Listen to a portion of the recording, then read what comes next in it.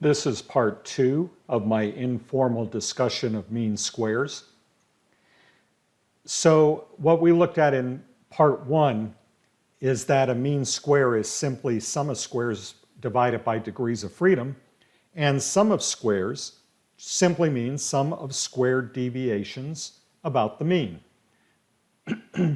So if I was going to put in the formula now for sum of squares, I would have that sum of squares, actually, let me do it like this. I have some cool tools. So I can say sum of squares is equal to the sum of the squared deviations about the mean.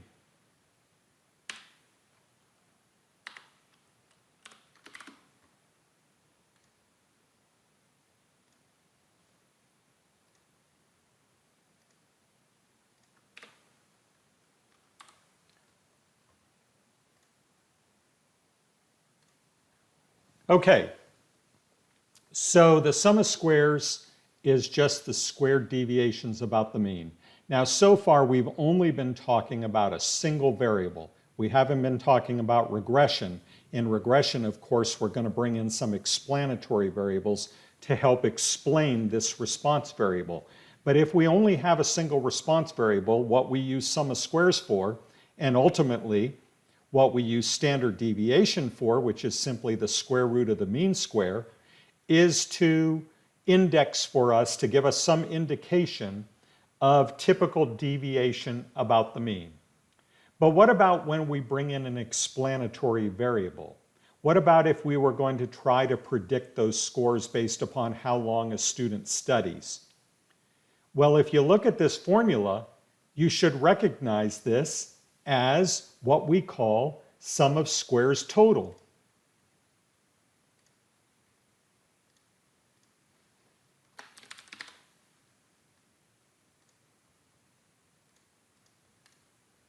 So the sum of squares total is just the sum of the squared deviations about the mean. You also know that we can break up this sum of squares total into two parts. The part that we can explain from our explanatory variable, and the part we cannot explain from our explanatory variable. The sum of squares that we can explain is the predicted value from the mean instead of the observed value from the mean.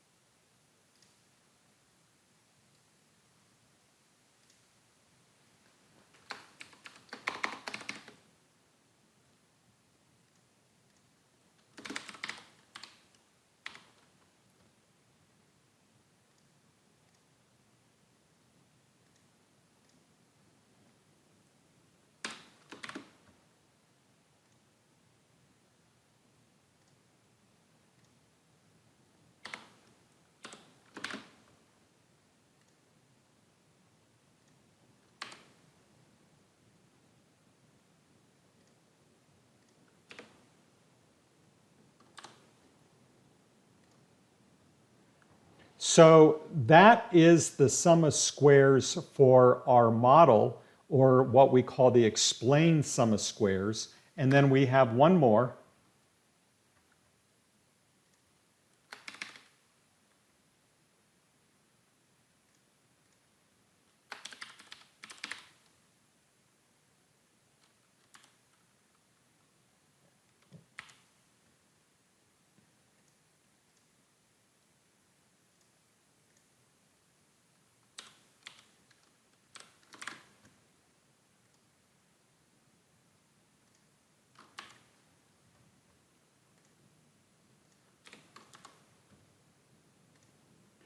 So the sum of squares residual is the difference between our observed and predicted values, okay, how much off our prediction was, all squared. The model sum of squares is how far away our prediction was from the mean, all squared, and the total is our actual observed value, how far away it is from the mean, all squared. And we know that the sum of squares total can be partitioned into those two parts. The part that is explained or due to the model, and the part that is not explained, what we call residual sum of squares. Okay? So now we saw before that mean square is sum of squares divided by degrees of freedom, and that's true in all three of these sum of squares cases. So for total, we could have mean square total. I'll just put it like this. Mean square total, which would be sum of squares total divided by degrees of freedom total. And then for sum of squares for the model, that's just mean square for the model is going to be equal sum of squares for the model divided by degrees of freedom for the model. And similarly, sum of squares residual is mean square residual equals sum of squares residual divided by degrees of freedom residual. Now, remember that when we only had one variable here, so we were looking at the sum of squares for total deviation about the mean divided by n minus 1, or the degrees of freedom total.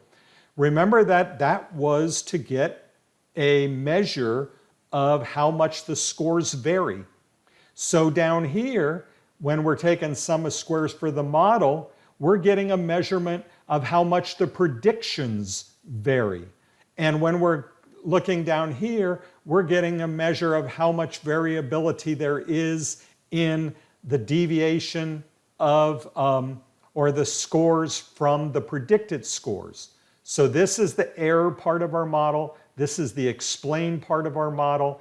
This is the total. And the total can be partitioned into those parts, the model and the residual parts. So mean squares are just sums of squares divided by degrees of freedom. Now let's see where those come in handy. Here's really a key part. If we're looking at the mean square residual, what we're estimating is the error in our model.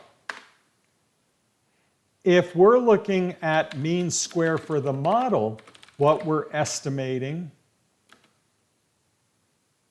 is error in our model plus, in addition to the error in our model, we're also estimating the effectiveness of our model.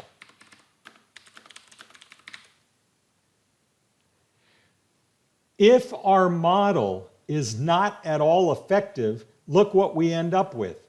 These two estimates are estimating the same thing. You're not going to get the same numbers for them. If you look up here, there's different equations.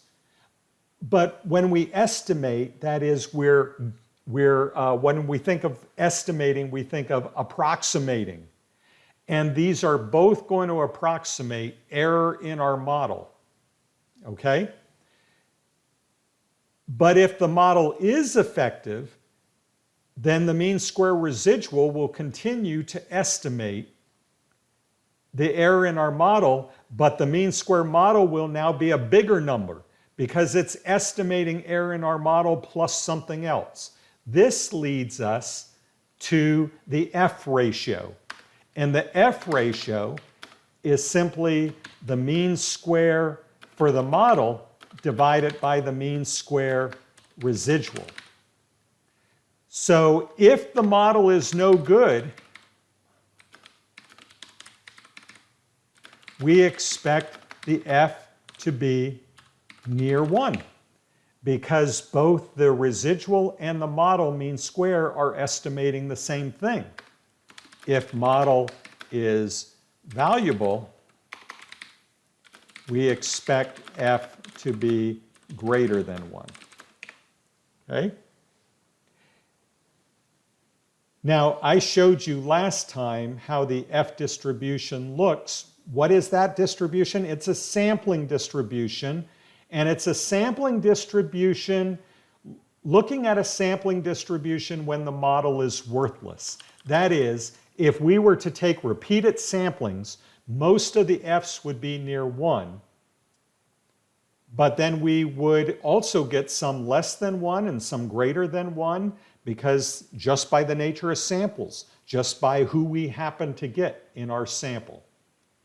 So I'm showing you here the value of these mean squares, what the mean squares are, and what the value is when we look at the F ratio. Okay?